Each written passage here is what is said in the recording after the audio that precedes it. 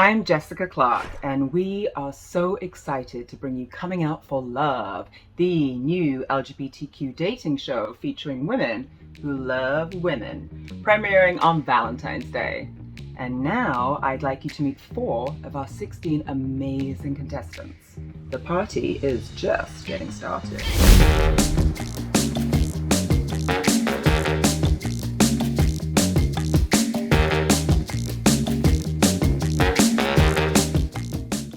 I decided to apply for this show because honestly, after the whole isolation pandemic situation and once I was fully vaccinated, I wanted to have some fun and meet some new people, and this is a really lovely opportunity to hopefully meet some like-minded women and just have some new fun experiences.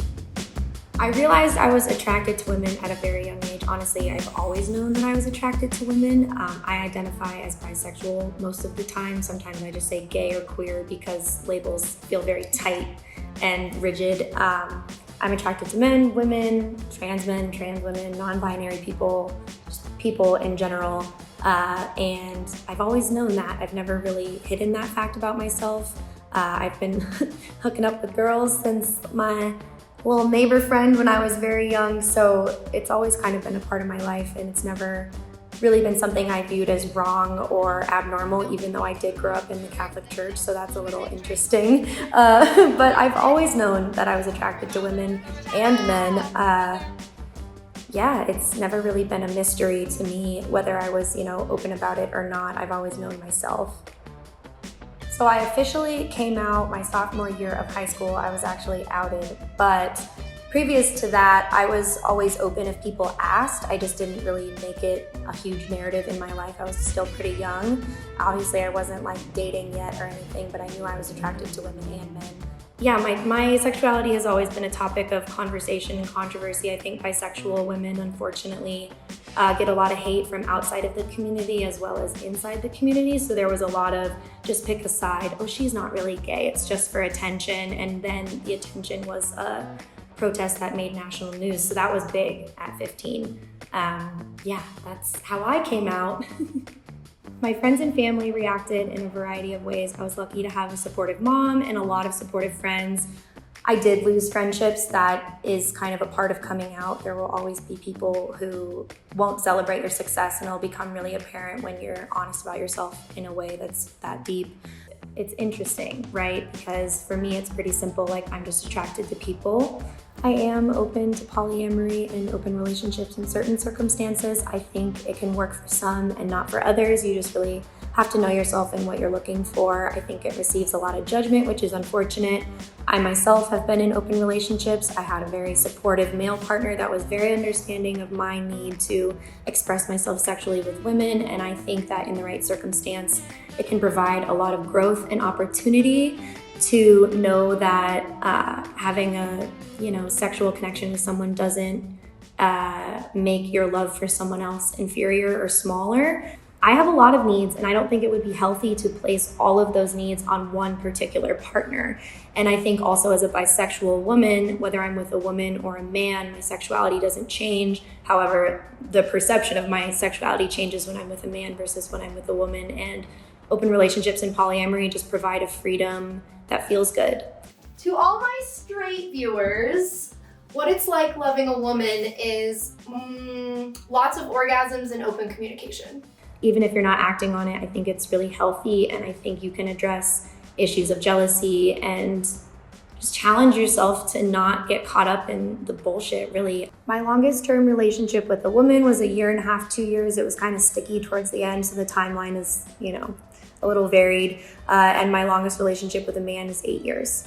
So, yeah. If I were to describe myself in one word, it would be polarizing. I am a retired player and probably a currently passive intellectual. If you're gonna make me laugh and come to me, that's awesome. But I don't actively hoard up anymore. I used to be very much so a player, especially in high school. I started young and kind of got a few of my crazy years out of me. So I don't think I would say I'm a player. I might be perceived that way because I'm bisexual and I like both. So it's woo, drama. But no, I don't consider myself a player, definitely not. Can I count how many intimate partners I've had on one hand? No, I cannot. I think that 3 words to describe a healthy relationship are communication, independence, and adventure. I've never been on Tinder. I'm not a dating app type of person. I would much rather meet up and get coffee, or preferably meet someone in person. My definition of romance is chasing the butterflies in your stomach and doing new things with new people. I think that romance can be platonic, it can be intimate. I think that I kind of romanticize a lot of areas in my life, whether that be my alone time with myself or my time with my friends. I really like to do lovey-dovey stuff, like write my friends' love notes and go get coffee in new places and explore the world. And now that I'm talking, I feel like I'm probably like the awkward definition of a hopeless romantic, but I kind of romanticize every aspect about my life, whether that's intimately or not.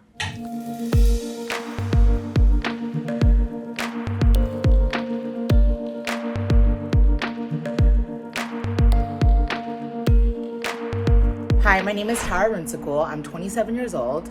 I'm from San Diego, California. I travel a lot for work. I work for a professional art licensing company, and I am a professional watercolor painter.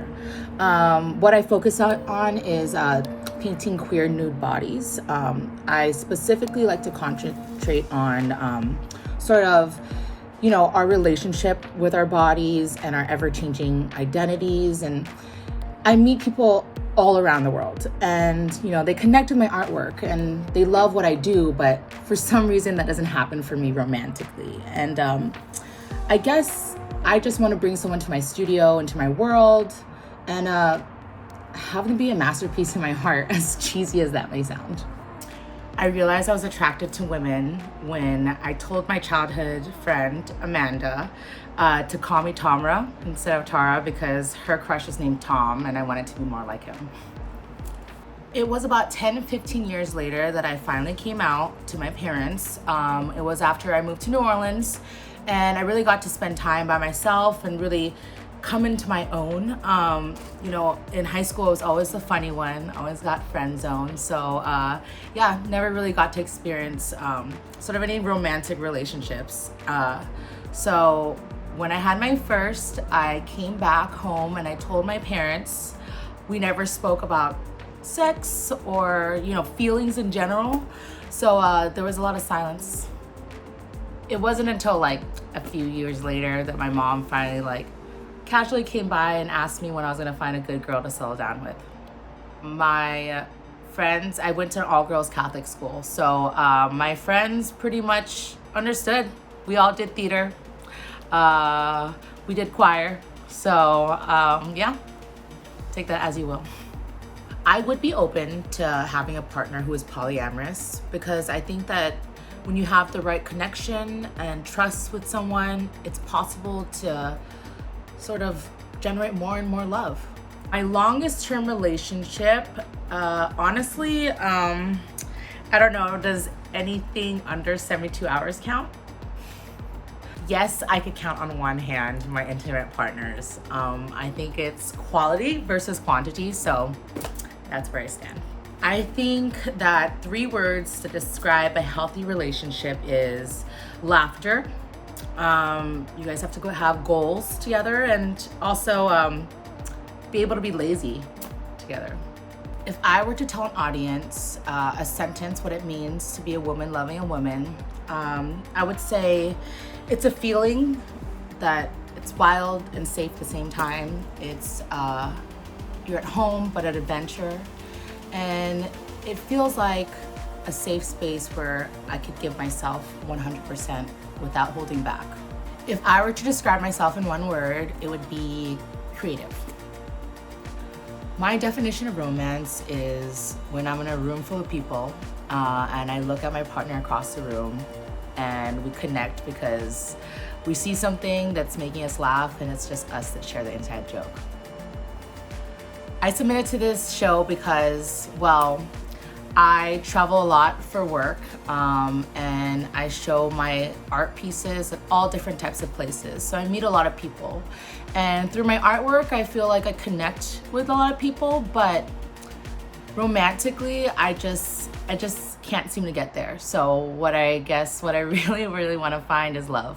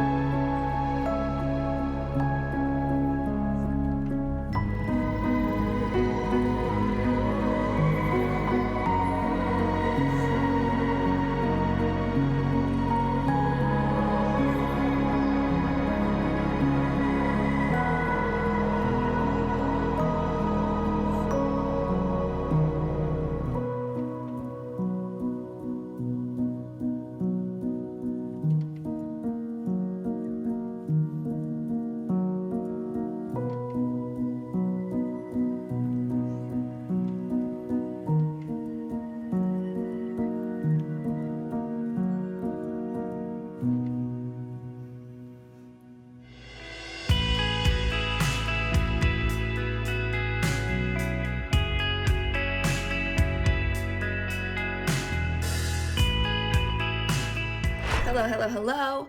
My name is Sterling Victorian.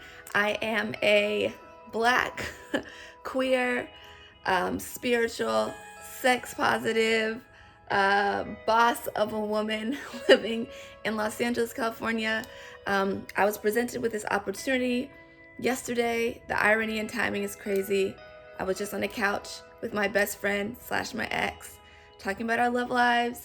She's dating someone super cool and gorgeous and amazing, and I am struggle bus. And I was just telling her, I was like, I feel like the lesbians don't want me. I don't know. I've been out for about 6 years now. I feel like I definitely came out a little bit later. My last relationship was amazing, and we're still friends, like I said, and I'm just would love to make that connection and love to manifest my partner. I definitely feel like it's that time. Everyone around me finding love. What the hell is going on? So anyway, that's that. But more about me. I am an artist. I make music with a very, very strong message of self-love and self-empowerment and women empowerment and just sex positivity. I'm a strong believer in just being able to be your full self. And for me, that's just like a very spiritual, but also very sexual and also ratchet being all of those things. By night, I manage and create culture at a restaurant called Wabi on Rose. Super poppin' restaurant, beautiful place. Worked there for forever now. And yeah, I'm just looking forward to being a part of just creating a new, space in this culture, this dating culture, this community, and presenting just a queer community in a very diverse authentic way. I feel like it's needed. I feel like it's something we don't see on dating apps, and I would love to be just a part of that type of space. And then if I meet someone, that'd be amazing. We would not kick that person out of bed. Does that make sense? Okay, you get what I'm saying? 3 words to describe a healthy relationship. Healthy relationships should have freedom, they should have communication, and they should have honesty.